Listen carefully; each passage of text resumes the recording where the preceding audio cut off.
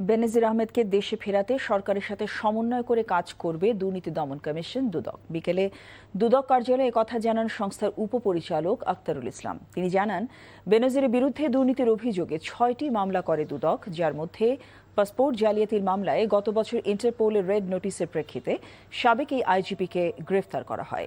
দুদকের ইতিহাসে রেড অ্যালার্টের মাধ্যমে কোনো আসামি গ্রেফতারের ঘটনা এটি প্রথম।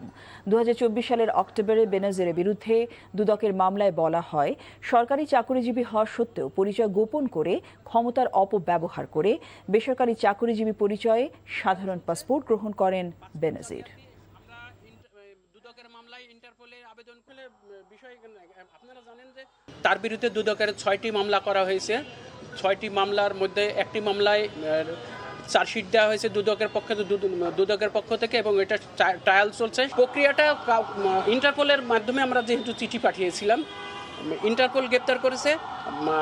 বাংলাদেশ সরকার শীঘ্রই তারে নিয়ে আসবেন, বাংলাদেশ সরকার উদ্যোগ নেবেন, তার প্রেক্ষিতে দুদক তারপর পাবে।